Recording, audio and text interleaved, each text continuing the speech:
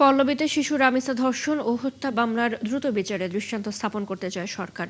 খুব দ্রুততম সময়ে এই মামলার চার্জশিট দেওয়ার আশ্বাস দিলেন স্বরাষ্ট্রমন্ত্রী। যে কোনো ধর্ষণ মামলা প্রত্যাহার না করার সিদ্ধান্ত নিয়েছে আইন মন্ত্রণালয়।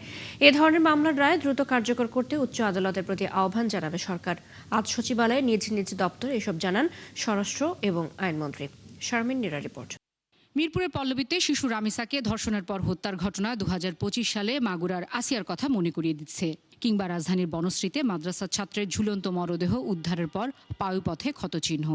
এভাবে একের পর এক শিশু ধর্ষণের ঘটনায় জনমনে বাড়ছে ক্ষোভ, হতাশা।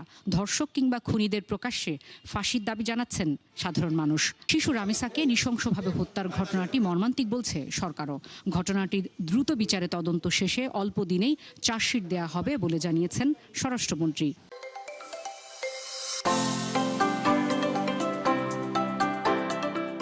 আমরা এটুকু এসিউরেন্স দিতে পারি, আমাদের পক্ষ থেকে সংক্ষিপ্ত সময়ের ভিতরে সুষ্ঠু তদন্ত করে চার্জশিট দাখিল করা হবে।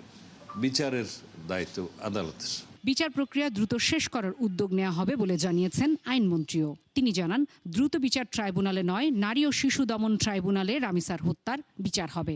আমাদের পক্ষ থেকে এই বিচার প্রক্রিয়াটাকে সামনের দিকে দ্রুত সম্পন্ন করার জন্য যা কিছু করা সম্ভব আমরা সবটুকুই করব। একই সাথে রাজনৈতিক বিবেচনায় কোনো ধর্ষণ মামলা প্রত্যাহার করা হবে না সিদ্ধান্ত নিয়েছে আইন মন্ত্রণালয়। আমরা নীতিগত সিদ্ধান্ত নিয়েছি রাজনৈতিক মামলার প্রত্যাহারের ক্ষেত্রে অন্য যে মামলায় যে আসামির বিষয়েই আমরা বিবেচনা করি না কেন, রেপ মামলা আমার তালিকাতে আসবে না। রায় দ্রুত কার্যকর করতে উচ্চ আদালতকে অনুরোধ করা হবে বলে জানিয়েছেন আইনমন্ত্রী।